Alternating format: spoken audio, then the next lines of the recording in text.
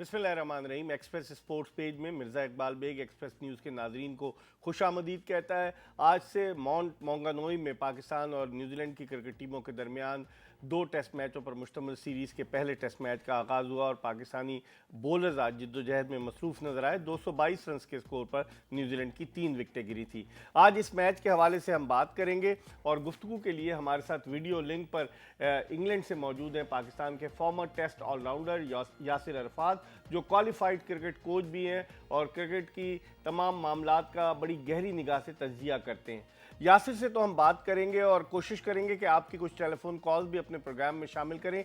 021 dial करके 3580-3818 पर call कीजिए और हमसे और यासिर से बात कीजिए। इससे पहले कि हम यासिर अरफात से गुफ्तगू के सिलसिले का आगाज़ करें, पहले पैकेज दिखाते हैं आपको एक आज के खेल के हवाले से, और जब वापस आएंगे तो यासिर अरफात से गुफ्तगू के सिलसिले का आगाज़ करेंगे। Edged. Oh, it's an edge. Second time in the match that Williamson has been dropped in the slips. Pakistan और न्यूजीलैंड की क्रिकेट टीमों के दरमियान माउंट मौंगानुई में खेले जाने वाले पहले टेस्ट मैच का पहला दिन कीवी बैट्समैनों के नाम रहा। पाकिस्तानी फील्डर्स की नाकिस फील्डिंग की वजह से न्यूजीलैंड ने पहले दिन के इख्तिताम पर 3 विकेटों के नुकसान पर 222 रन्स बना लिए। इस मैच के लिए पाकिस्तान का बॉलिंग अटैक खास तौर पर पेस अटैक ना तजर्बेकार बॉलर्स पर मुश्तमिल था, जिन्होंने मजमूई तौर पर 124 विकेटें हासिल की हुई हैं। शाहीन आफरीदी सबसे कामयाब बॉलर रहे, जिन्होंने 3 विकेटें ली। उनके अलावा मोहम्मद अब्बास ने बड़ी इकोनॉमिकल बॉलिंग की। मोहम्मद अब्बास ने 21 ओवर्स में 25 रन दिए। बकिया बॉलर्स इतनी इम्प्रेसिव बॉलिंग नहीं कर सके। लेग स्पिनर यासिर शाह इतने मुतासर कुन साबित नहीं हुए। पाकिस्तान ने टॉस जीतकर एक ऐसी विकेट पर न्यूजीलैंड को दावत दी जहां फास्ट बॉलर्स के लिए मौके मौजूद थे और पहले ही ओवर में शाहीन आफरीदी ने टॉम लेथम को आउट किया। फिर उसके बाद दूसरी विकेट ब्लंडल की गिरी, मगर 13 रन पर 2 विकेटें गिरने के बाद मैच पाकिस्तान के हाथ से निकलता चला गया। केन विलियमसन एक ऐसे खतरनाक बैट्समैन हैं जिन्हें एक भी चांस मिल जाए तो वो उसका भरपूर फायदा उठा लेते हैं।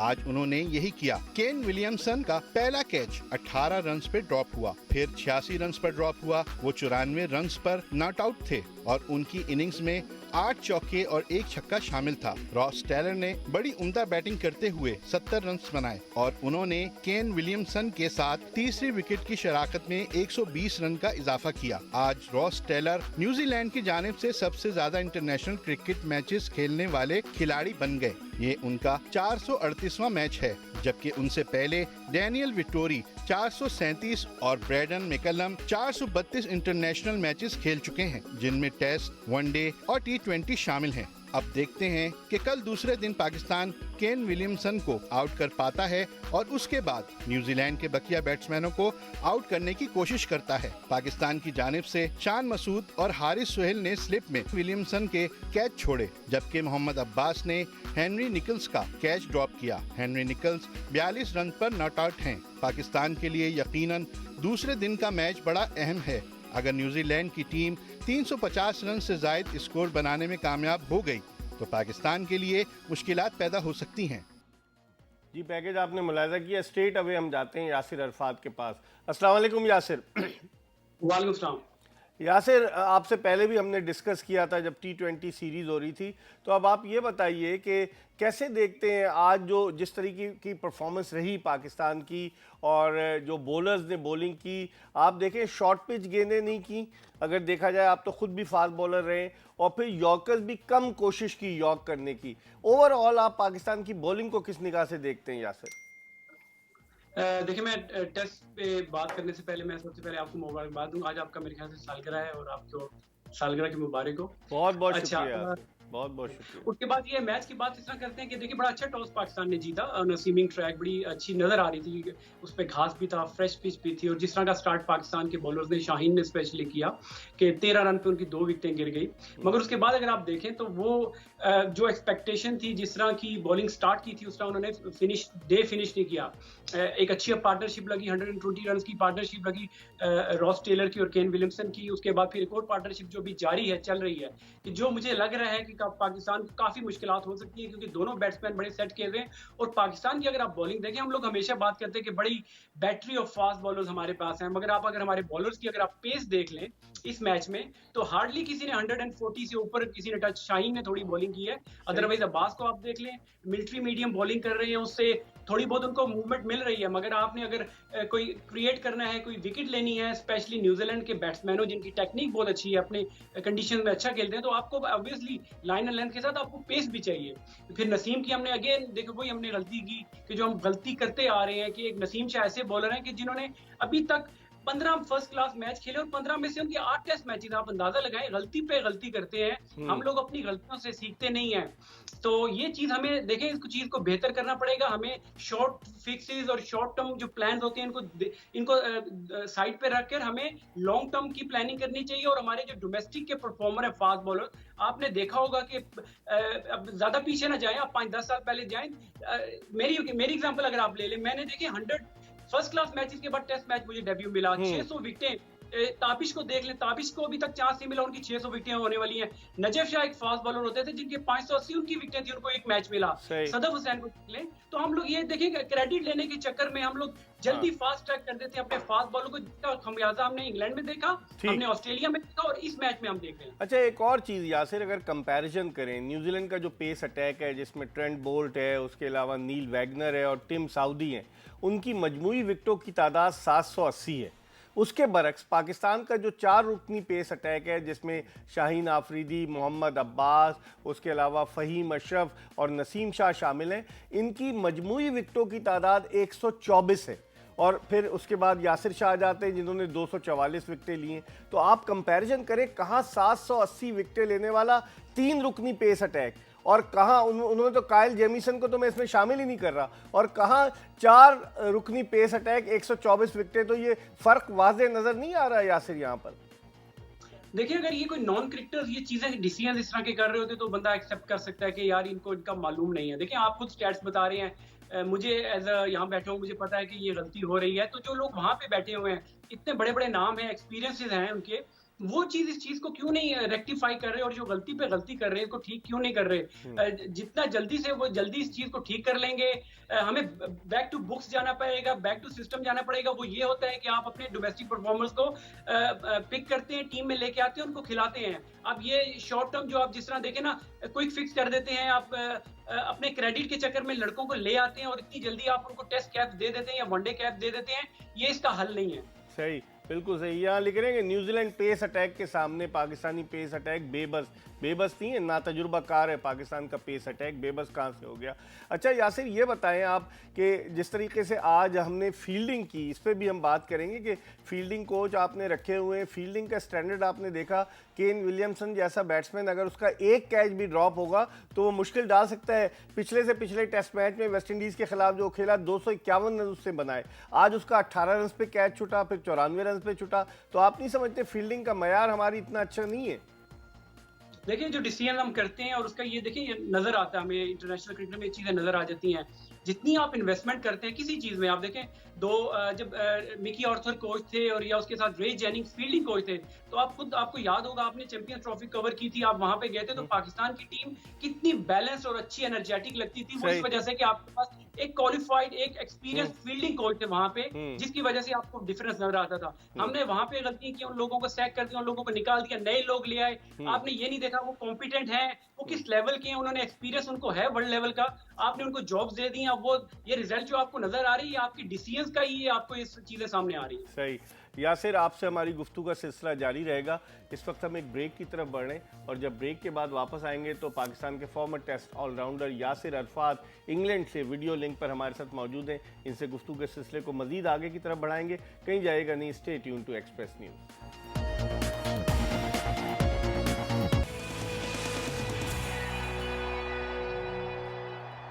पाकिस्तान के साबिक टेस्ट ऑलराउंडर यासिर अरफात के साथ शो में एक मरतबा फिर ब्रेक के बाद खुशामदीद। ब्रेक पर जाने से कबल हम बात कर रहे थे पाकिस्तान और न्यूजीलैंड की क्रिकेट टीमों के दरमियान माउंट मॉन्गानोई में खेले जाने वाले पहले क्रिकेट टेस्ट मैच के पहले दिन के खेल की।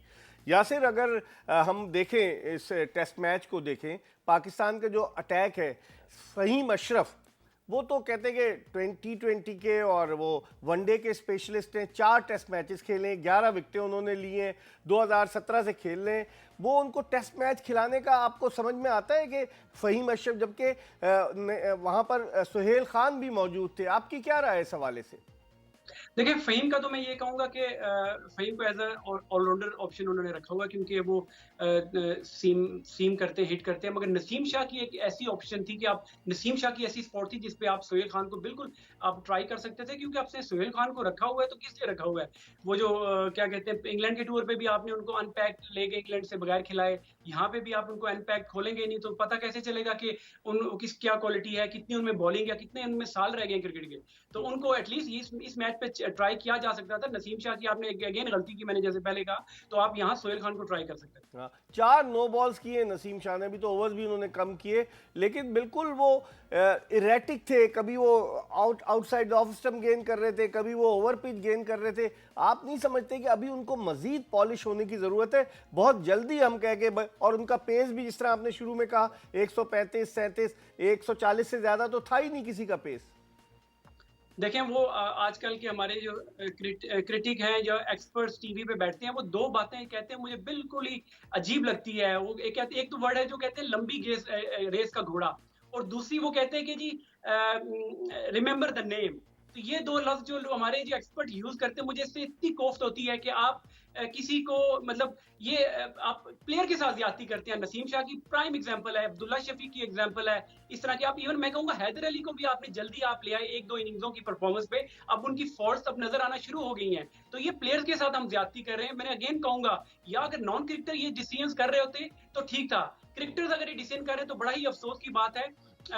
अभी नसीम शाह को बहुत सीखना है। नसीम शाह को देखें आपने, अगर ये डोमेस्टिक के 10 मैचेस खेल लेता है on a flat pitch, Karachi में जो क्रिकेट हो रही है, मेरा ख्याल था कि इनकी क्रिकेट बेहतरीन होती, इंप्रूव करती, बजाय कि वो वहां पे गए हैं। उन पे एक्स्ट्रा प्रेशर है। जो नो बॉल की आपने बात की, इसको हम गैर जिम्मेदाराना बॉलिंग तो नहीं कहेंगे, इसको कहेंगे नसीम शाह की मायूस कुन बॉलिंग। उन्होंने बड़ा डिसअपॉइंट किया हमें।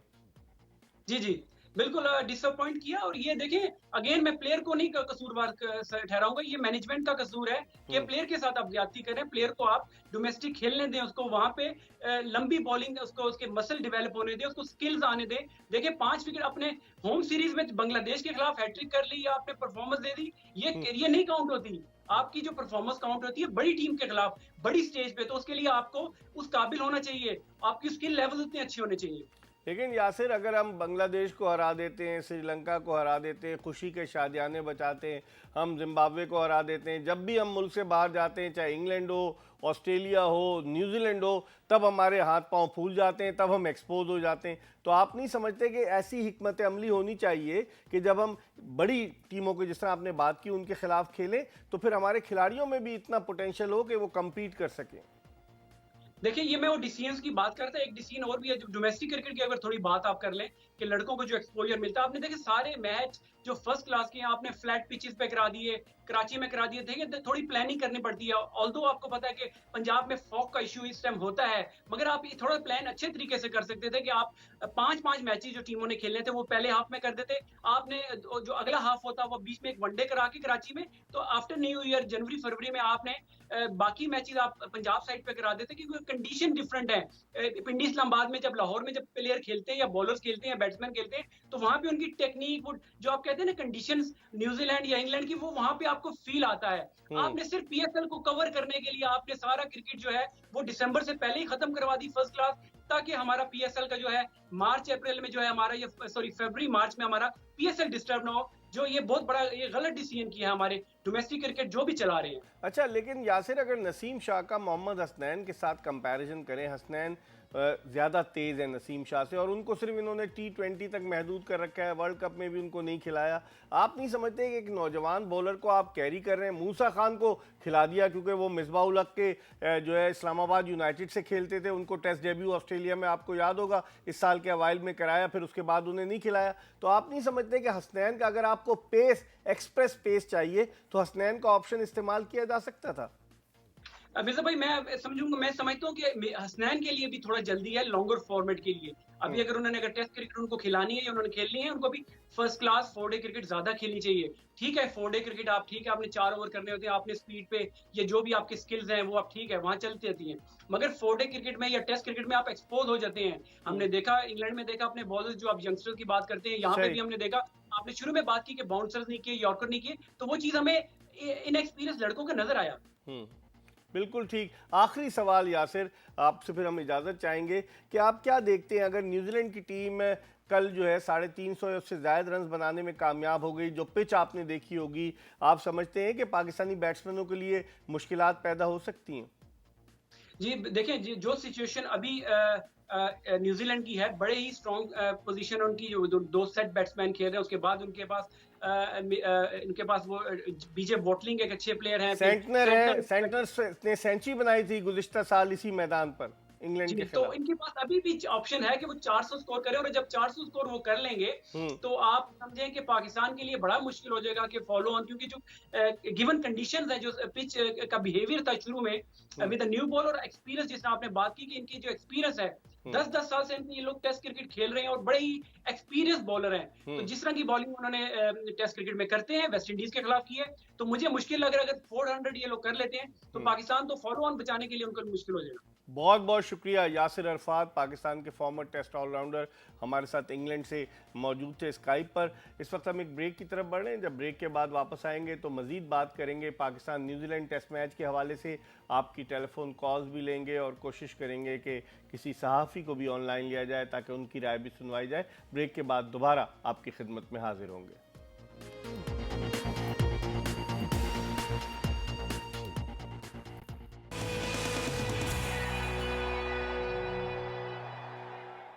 ब्रेक के बाद एक मरतबा फिर एक्सप्रेस स्पोर्ट्स पेज में खुशामदीद। और ब्रेक पर जाने से कबल हम बात कर रहे थे पाकिस्तान के former test allrounder Yasir Arfat से, जो हमारे साथ वीडियो लिंक पर इंग्लैंड से मौजूद थे, और उन्होंने बड़ा ज़बरदस्त एनालिसिस किया कि पाकिस्तानी बॉलिंग अटैक हम यंगस्टर्स को झोंक देते हैं, और क्रेडिट लेने के चक्कर में नसीम शाह ने हैट्रिक बनाई बांग्लादेश के खिलाफ, और फिर उसके बाद अब देखें आज वो किस तरीके से बॉलिंग कर रहे थे। इस पर मज़ीद बात करेंगे। और इस वक्त हमारे साथ वीडियो लिंक पर मौजूद हैं स्पोर्ट्स एंकर, स्पोर्ट्स जर्नलिस्ट हाफिज मोहम्मद इमरान, जो बड़े बेहतर अंदाज से तजिया करते हैं, इनसे बात करते हैं। अस्सलाम वालेकुम इमरान। वालेकुम सलाम बेग साहब, और आपको आपका यौम पैदाइश बहुत बहुत मुबारक हो। अल्लाह ताला आपको सेहत तंदुरुस्ती दे, और आप ऐसे ही बहुत बहुत शुक्रिया। आज हमारे यहाँ कोई आवाज़ का मसला है, यासिर अरफात की आवाज़ भी सही नहीं आ रही थी, आपकी आवाज़ में भी प्रॉब्लम है। अब आपको आवाज़ आ रही है मेरी? जी बिल्कुल, मैं सुन रहा हूँ। आप सुन रहे हैं, लेकिन आपकी आवाज़ मुझे क्लियर नहीं आ रही। हमारे ऑडियो इंजीनियर से मैं रिक्वेस्ट करूंगा कि आपकी आवाज़ तो क्लियर करें। इमरान, ये बताएं कि आप आज पहला दिन था और जो टीम कॉम्बिनेशन खिलाया गया, आपकी इस हवाले से क्या राय है? देखिए बेग साहब, जब न्यूजीलैंड ऑस्ट्रेलिया आप जाते हैं, साउथ अफ्रीका जाते हैं, तो इन्हिसार फास्ट बॉलिंग पर ही होता है, और जो पाकिस्तान के स्पेस अटैक में जो खामी नज़र आती है, या टीम कॉम्बिनेशन में आपके पास जो अवेलेबल प्लेयर्स हैं आप उन्हीं के साथ जाते हैं, लेकिन जो खामी नज़र आती है पेस अटैक में, वो तजर्बे की कमी है। देखिए T20 क्रिकेट में आप कामयाब हो सकते हैं क्योंकि वहाँ पर बल्लेबाज के पास कोई और रास्ता नहीं होता कि उसने हर हाल में रन स्कोर करना है।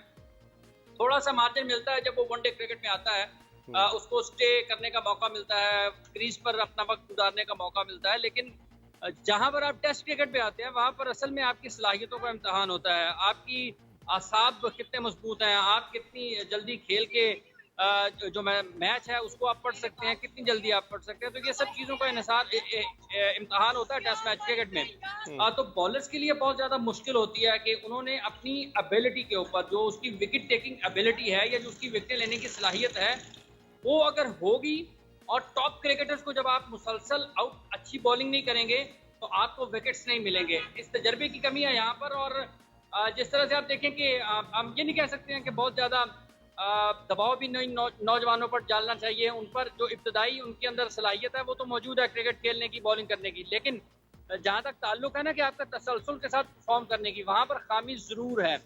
और जब आप तजर्बे को नज़रअंदाज करते हैं और ऐसे मैचेस में फिर आपको नज़र आता है कि अगर नसीम शाह अच्छी बॉलिंग नहीं कर रहे हैं, सेकंड दूसरे एंड से उनको सपोर्ट नहीं मिल रहा, या फिर उनको मिड ऑन मिड ऑफ से कोई ऐसे लोग उनके पास नहीं खड़े हैं जो उनको बता सकें कि उन्हें किस लाइन के साथ जाना है, हवा का इस्तेमाल कैसे करना है। लेकिन लेकिन बताने वाला कौन होगा? वकार यूनुस नहीं बताएंगे जो बॉलिंग कोच की हैसियत से एक भारी मुआवजा ले रहे हैं? देखिए वो यकीनन बताते होंगे, लेकिन जो लोग उनके बारे में बताते हैं वो ऐसी चीजें हैं कि क्रिकेट से ज्यादा और बातें उनके बारे में ज्यादा गर्दिश करती हैं। आप क्रिकेट के हलकों में निकलें, जो लोग इस वक्त भी पाकिस्तान टीम के साथ खेल रहे हैं और जो इससे पहले पाकिस्तान टीम के साथ खेल चुके हैं, जब वकार यूनुस कौमी टीम के कोच रहे हैं, तो लोग, मैंने कभी किसी से नहीं सुना बेग साहब, शायद एक आध अगर किसी ने कहा हो तो मैं भूल जाऊं, लेकिन अक्सरियत जो भी क्रिकेटर्स की जो उनके साथ काम करती है, कर रही है, कर चुकी है, ठीक, वो सब की सब उनकी कोचिंग के हवाले से तो कोई बात नहीं करते हैं।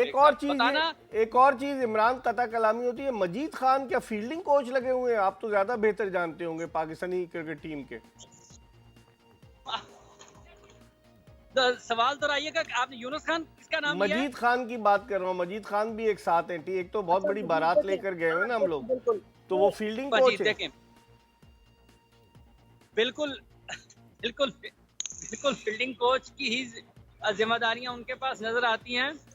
और बस अब ये एक ऐसा दौर है बेग साहब जिसमें आपको तवज्जो नजर आती है क्रिकेट बोर्ड की भी और बात करने वालों की भी, उनके ऊपर के जो बेंच पर बैठे होते हैं, बहुत ज्यादा तवज्जो उन शख्सियात के ऊपर या उन अफराद के ऊपर बात की जाती है जो ऑफ द फील्ड या जब आपका मैच नहीं हो रहा होता है तो खिलाड़ियों की कारकर्दगी के हवाले से अपनी राय दे सकते हैं या उनकी मदद कर सकते हैं। लेकिन जब आप क्रिकेट मैच खेल रहे होते हैं, वहां पर कोचेज आपको ज्यादा से ज्यादा क्या बता सकते होंगे? तो इसका मतलब है आपको भी लगाया जा सकता है कोच, क्योंकि आप भी बैटिंग करते हुए फेसबुक पर आप भी अपनी वीडियो डालते हैं। नहीं, मेरा ख्याल है कि तस्वीरों की हद तक तो ठीक किया जा सकता है, और वो तस्वीरें आपको पाकिस्तान क्रिकेट बोर्ड की तरफ से वीडियोस और तस्वीर वो रोजाना आती रहती हैं, और जिस तादाद से और जिस मिकदार के साथ वो तस्वीर और वीडियोस आती हैं, हम ये उम्मीद करते हैं कि इसी मिकदार के साथ और इसी तादाद के साथ और इसी तवज्जो और यकसुई के साथ वो काम भी होता होगा। चूंकि ये पहला दिन है टेस्ट मैच का बेग साहब, बहुत ज़्यादा हमें बहुत ज़्यादा तनकीद तो नहीं करनी चाहिए। पाकिस्तान की टीम कमबैक तो कर सकती है। यही पाकिस्तान के खिलाड़ी हैं फास्ट बॉलर जिनको आपने खिलाना है, जिनको आप बाहर बैठाते हैं। देखिए, मोहम्मद आमिर ने रिटायरमेंट का ऐलान किया, वहाब रियाज के हवाले से भी आपके तहफ़्फ़ुज़ात कुछ और किस्म के हैं। फिर जो खिलाड़ी टीम का हिस्सा हैं, अगर आप उनको मुनासिब इस्तेमाल नहीं कर पाएंगे तो भी जुनैद खान को क्यों नहीं लेके जाते हम? जुनैद खान ने क्या बिगाड़ा है? देखिए, ये बहुत ही बदकिस्मत है। आपने एक उस खिलाड़ी का जिक्र किया है बेग साहब, मैं कहता हूं कि ये पाकिस्तान के क्रिकेट के साथ बहुत बड़ी नाइंसाफी और ज्यादती है। देखें, जो विकेट टेकिंग एबिलिटी होती है ना, जो रन थ्रू करने की एबिलिटी होती है, Junaid Khan test match cricket में या वनडे क्रिकेट में तो बिलखुसूस अगर आप टेस्ट मैच की बात करते हैं तो वो गेंदबाज जो आपको अगले बॉल बहुत अच्छे करता है। टेस्ट मैच क्रिकेट में जब आप बैट्समैन को फॉरवर्ड लाते हैं, आप उसकी टांग और बैट के दरमियान गैप पैदा करते हैं और उसको डिसीव करता है बॉल। जब आप उसको हवा में बीट करते हैं, जब आप उसका गैप बना के उसको गलत शॉट पर मजबूर करते हैं, आप उसको बैट्समैन को बांधते हैं, वो बहुत सारी चीजें जुनैद खान के पास मौजूद हैं कि जो आपको टेस्ट मैच क्रिकेट में काम दे सकती हैं। सही। लेकिन उनके साथ भी मसाइल वो हैं कि शायद वो ज्यादा यस्सर नहीं करते हैं। उनके साथ मसाइल शुरू से ये हैं, वो पहले भी थे, आज भी मेरा ख्याल उनके साथ मसाइल ये हैं। खिलाड़ी जब बनाना होता है ना, तो वो आप इमामुल हक की तरह उनको साथ रखते हैं। आज तो आपने आखिरी जाते जाते इमामुल हक की बात की, क्या वो कमेंट्री करने के लिए गए? आज तो मैंने देखा पहले 2 सेशंस में वो कमेंट्री कर रहे थे ब्रेंडन मैकलम और ब्रायन मैकमिलन के साथ। देखें, कोई पता नहीं है कि आने वाले मैच में बाबर आजम भी कमेंट्री करते हुए दिखाई दें। लेकिन बाबर आजम उर्दू में करेंगे ना, इमामुल हक इंग्लिश में कर रहे थे। बाबर आजम भी, चूंकि इनकी इंजरी के हवाले से कोई ज्यादा अच्छी खबरें नहीं आई हैं और आप साथ रखते हैं, आप खिलाड़ियों को साथ रखते हैं बेग साहब। आने वाले दिनों में यकीनन आप पहले भी कहते रहे हैं, लेकिन आने वाले दिनों में ये जो खिलाड़ी साथ रखे जा रहे हैं ना, ये किस दबाव के तहत और किस हिकमत अमली के तहत रखे जा रहे हैं, ये जरूर लोग शुरू करेंगे। बहुत बहुत शुक्रिया। हाफिज मोहम्मद इमरान हमारे साथ मौजूद थे स्पोर्ट्स एंकर, स्पोर्ट्स जर्नलिस्ट, जो बता रहे थे कि लोगों को ज़ख्मी होने के बावजूद रखा जा रहा है। अभी हम जब ब्रेक से वापस आएंगे तो आपको पैकेज दिखाएंगे कि शादाब खान के बारे में हम कहते थे कि शादाब खान मुकम्मल तौर से फिट नहीं है, और अब आप देखें कि 3 T20 खेले, उसके बाद अब टेस्ट सीरीज़ से बाहर, और साउथ अफ्रीका के ख़िलाफ़ जो होम सीरीज़ है उससे भी बाहर हो गए। ब्रेक के बाद जब वापस आएंगे तो बात करेंगे शादाब खान के हवाले से, हमारा इंतज़ार कीजिएगा।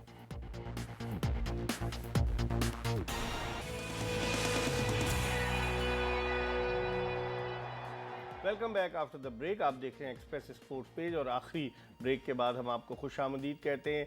पाकिस्तान और न्यूजीलैंड के टेस्ट मैच के हवाले से बात कर रहे हैं। आज पहला दिन था और 222 रन 3 विकेटों के नुकसान पर न्यूजीलैंड का score.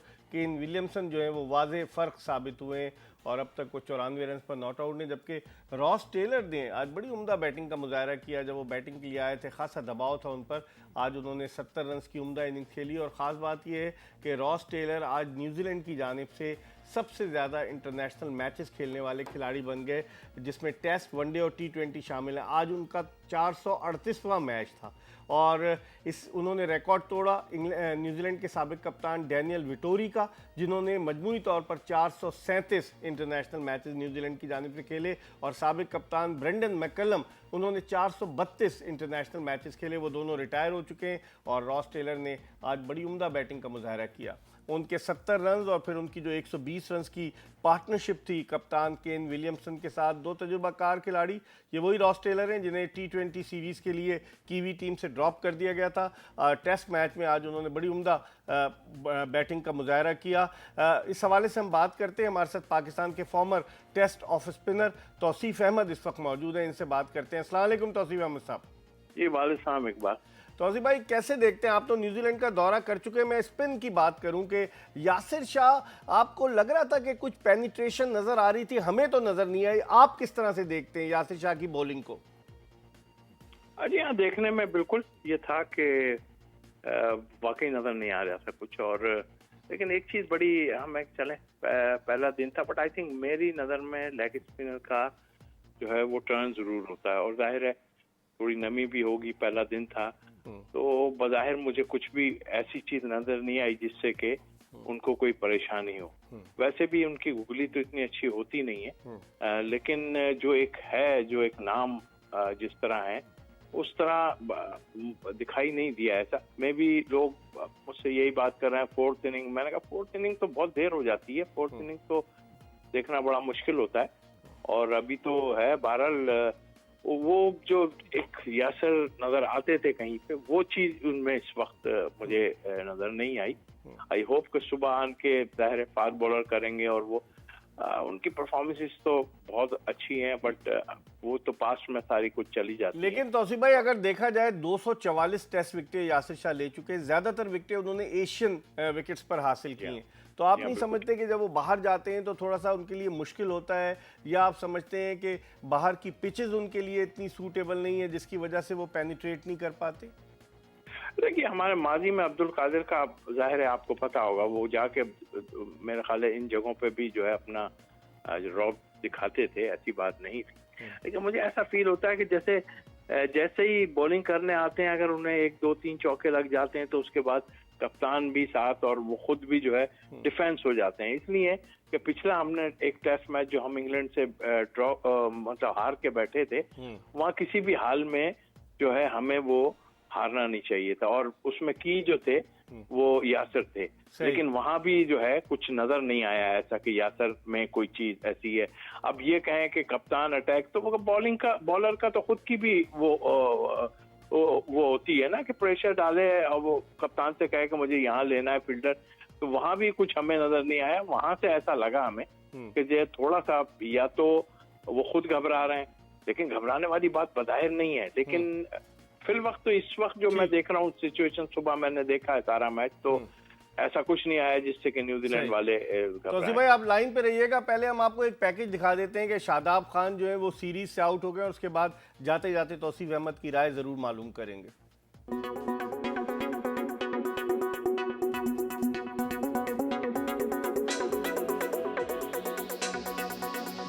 Pakistani leg spinner Shadab Khan New Zealand के टेस्ट सीरीज और फिर जनूबी अफ्रीका के खिलाफ टेस्ट और T20 सीरीज से बाहर हो गए हैं। शादाब खान की बाएं टांग में ग्रोइंग प्रॉब्लम की वजह से वो इस सीरीज से बाहर हुए। उनका MRI स्कैन कराया गया और डॉक्टरों ने उन्हें 12 हफ्ते आराम का मशवरा दिया है। शादाब खान जिन्होंने 2017 में अपने इंटरनेशनल क्रिकेट कैरियर का आगाज किया था, जिम्बाब्वे के खिलाफ भी मुकम्मल तौर से फिट न होने के बायस सीरीज नहीं खेल सके, जबकि बाबर आजम के अनफिट हो जाने के बायस T20 सीरीज में उन्हें पाकिस्तान की कप्तानी सौंपी गई। लेकिन उनकी बॉलिंग से साफ लग रहा था कि वो मुकम्मल तौर से फिट नहीं हैं। शादाब खान ने T20 सीरीज में 10 ओवर्स में 82 रन दिए और कोई विकेट हासिल नहीं कर सके, जबकि बैटिंग में उन्होंने 46 रन स्कोर किए। खिलाड़ी अगर मुकम्मल तौर से फिट नहीं है और उसे दौरे पर ले जाया जाता है तो सवाल ये पैदा होता है कि इसका जिम्मेदार कौन है, टीम मैनेजमेंट, फिजियोथेरेपिस्ट या ट्रेनर। यकीनन पाकिस्तान क्रिकेट बोर्ड को इस जानिब तवज्जो देना होगी कि एक अनफिट खिलाड़ी दौरे पर जाकर एक फिट खिलाड़ी का हक मारता है। शादाब खान पाकिस्तान की जानिब से 6 टेस्ट, 43 वनडे इंटरनेशनल मैचेस और 46 T20 इंटरनेशनल मैचेस खेल चुके हैं। अब देखना यह है कि मुकम्मल तौर से उनके फिट होने में कितना अरसा लगता है, क्योंकि फरवरी में पाकिस्तान सुपर लीग का 6ठा एडिशन शुरू होने जा रहा है। जी, आपने पैकेज देखा। तौसीफ अहमद साहब, शादाब खान की खबर आई है, हमने पहले भी कहा था कि लग ये रहा था कि वो मुकम्मल तौर से फिट नहीं थे, क्योंकि जिम्बाब्वे के खिलाफ तो वो खेले नहीं, T20 में 10 ओवर्स उन्होंने किए। आप क्या समझते हैं, इंजरी वो अपनी कैरी कर रहे थे? ऐसा लग रहा था आज वो मुकम्मल तौर से साउथ अफ्रीका के खिलाफ सीरीज से भी बाहर हो गए और इस सीरीज से भी। जी हाँ, बताया लग रहा था ये, और वो सबके सामने नजर आ गया। इकबाल, दूसरी बात ये कि मुझे ऐसा लगता है कि वो इस पे फोकस टेस्ट मैच या उस पे बॉलिंग पे ज्यादा फोकस नहीं कर रहे हैं, वो बैटिंग पे ज्यादा फोकस कर रहे हैं। वो नजर भी सबको आता है। तो मेरा ख्याल है उनकी बॉलिंग की हमें जरूरत है।